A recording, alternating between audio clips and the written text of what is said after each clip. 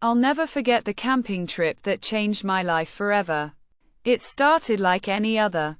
My friends and I arriving at the campsite, eager to spend a weekend in the great outdoors.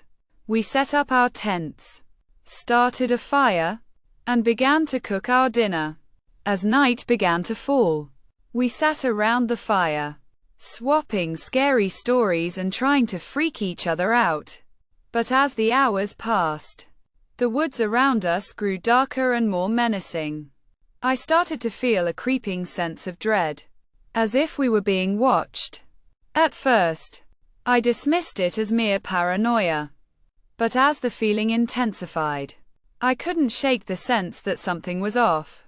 It started with small things: a snapped twig, a rustling in the underbrush, a faint whisper on the wind. I tried to convince myself it was just the wind or a stray animal. But deep down, I knew it was something more. As the night wore on, the occurrences grew more frequent and more intense. I began to feel like we were being stalked, like something was circling our campsite, waiting for the perfect moment to strike. I tried to stay calm, to reassure my friends that it was just my imagination. But I could see the fear in their eyes. They felt it too. And then, just as we were starting to settle in for the night, we heard it. A low, mournful cry that sent shivers down my spine. It was a sound unlike anything I've ever heard before, a mix of a scream and a wail, like something was being torn apart from the inside out. We froze. Our eyes locked on each other in terror, as the cry grew louder and closer.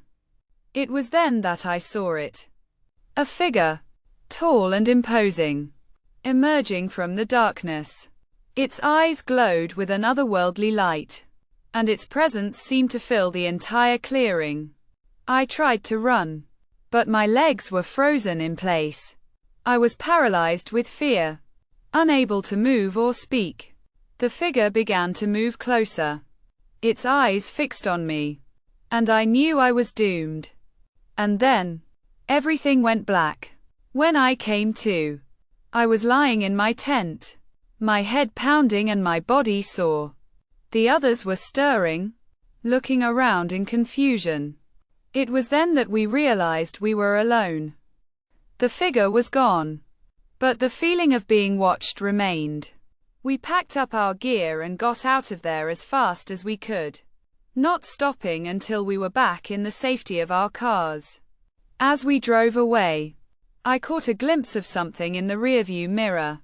The figure, standing in the clearing, watching us leave. I'll never go camping again, and I'll never forget the terror I felt that night. I'm not sure what that thing was, but I know it was not of this world. And I know it's still out there, waiting for its next victim.